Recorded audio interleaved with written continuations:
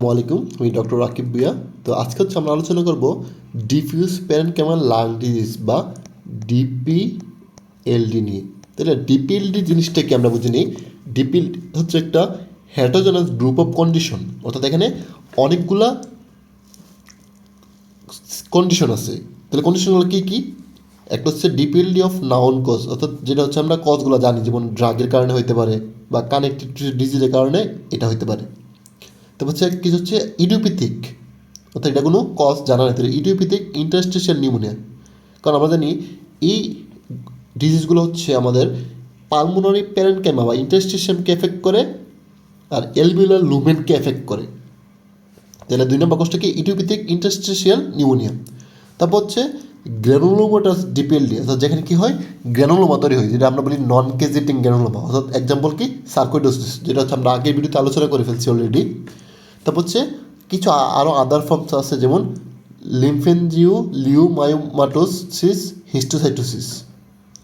তাহলে এই 4টা জিনিস নিয়ে তৈরি হচ্ছে আমাদের এই ডিপিএলডি বা diffuse parenchymal lung disease.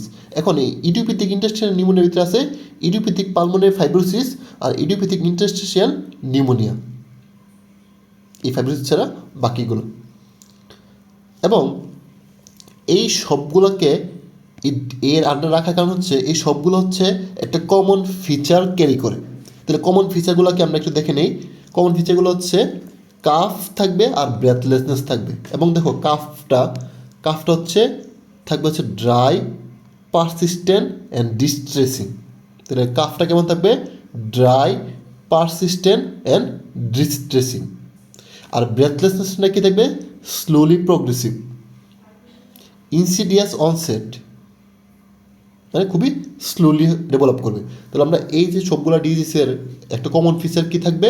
Calf থাকবে, যেটা হচ্ছে ড্রাই, পারসিস্টেন্ট এবং ডিস্ট্রেসিং। আর ব্রেথলেসনেস থাকবে কি স্লোলি প্রোগ্রেসিভ এবং ইনসিডিয়াস অনসেট। এবং এগুলো সাইন আমরা কী পাবো?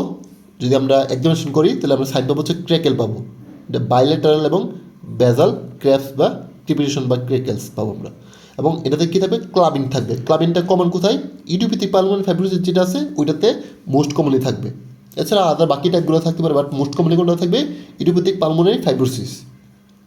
এরপর আমরা কী পাবো? সেন্ট্রাল সাইনোসিস পাইতে পারি। তারপর আমরা যখন ইনভেস্টিগেশন করবো, চেস্ট এক্সরে করলে আমরা কী পাবো? স্মল লাং ভলিউম, লাংসটা কী হয়ে যাবে? ছোটো হয়ে যাবে। এবং কী পাবো? রেটিকুলার শেডোয়িং, বাট কিছু কিছু থেকে নর্মালও থাকতে পারে। এবং হাই রেজলিউশন সিটি স্ক্যান যখন করবো আমরা কী পাবো? গ্রাউন্ড গ্লাস চেঞ্জ পাবো, রেটিকুলার শেডোয়িং পাবো, হানিকম সিস্ট পাবো। এবং এত কিছু দরকার নেই, আমরা জাস্ট এটা মনে রাখবো যে গ্রাউন্ড গ্লাস চেঞ্জ আমরা পাবো হাই রেজলিউশন সিটি স্ক্যান করলে। এবং একটা জিনিস মনে রাখবো যে এখানের ইয়েটা থাকবে কি হচ্ছে কি রেস্ট্রিকটিভ, কোন ধরনের থাকবে? এটা হচ্ছে রেস্ট্রিকটিভ। আমরা পড়ছিলাম যে অবস্ট্রাকটিভ লাং ডিজিজ আর রেস্ট্রিকটিভ লাং ডিজিজ। তাহলে অবস্ট্রাকটিভ লাং ডিজিজ কী কী ছিল আমরা যদি একটু দেখি। আমরা একদম প্রথম বেসিক ভিডিওতে আলোচনা করছিলাম অবস্ট্রাকটিভ লাং ডিজিজ আছে অ্যাজমা, সিওপিডি, আর এর আন্ডারে কী আছে? এমফাইসিমা অ্যান্ড ক্রনিক ব্রঙ্কাইটিস, আর হচ্ছে ব্রঙ্কিএকটিসিস।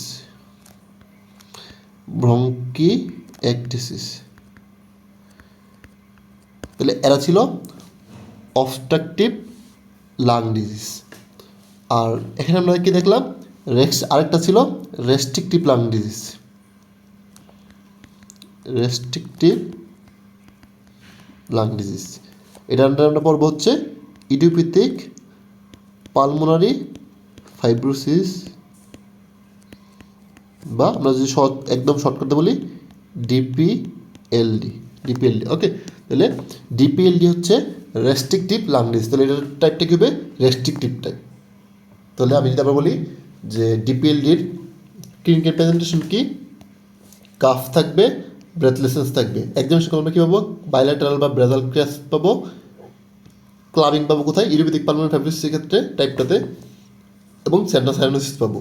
এবং যদি এক্সামিনেশন করি চেস্ট এক্সরে করলে আমরা পাবো স্মল লাং ভলিউম এবং উইথ রেটিকুলার শেডোয়িং, আর হাই রেজলিউশন সিটি স্ক্যান করলে আমরা পাবো গ্রাউন্ড গ্লাস অ্যাপিয়ারেন্স, এবং পালমোনারি ফাংশন টেস্ট করলে আমরা কী পাবো রেস্ট্রিকটিভ টাইপ। কারণ আমরা জানি অবস্ট্রাকটিভ হচ্ছে অ্যাজমা, সিপিডি আর ব্রঙ্কিকটিসিস, আর রেস্ট্রিকটিভ হচ্ছে ডিপিএলডি বা ইডিওপ্যাথিক পালমোনারি ফাইব্রোসিস যেগুলো।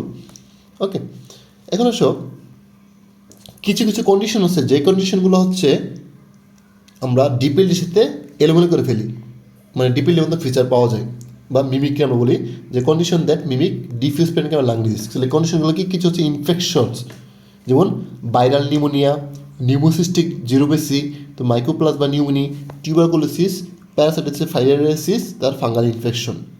তারপর কিছু ম্যালিগনেন্সি, ম্যালিগনেন্সি কি আছে লিউকিমিয়া, লিম্ফোমা, লিমফেনজাইটিক সার্সিনোমাটোসিস, তারপর মাল্টিপল মেটাস্টেসিস, সে ব্রঙ্কো এলবুলার কার্সিনোমা, তারপর হচ্ছে পালমোনারি ইডিমা, এসপিরেশন, নিউমোনাইটিস। তাহলে এই কন্ডিশনগুলোতে কী হয় আমরা এই ডিপিএলডির সাথে এই কন্ডিশনগুলো আমরা হচ্ছে গুলাই ফেলি। তাহলে এই ছিল আমাদের ডিপিএলডি বা ডিফিউজ পেনক্যাম লাং ডিজিজ নিয়ে আলোচনা। আশা করি সবাই বুঝতে পেরেছ। সবাইকে অনেক ধন্যবাদ। আসসালামু আলাইকুম।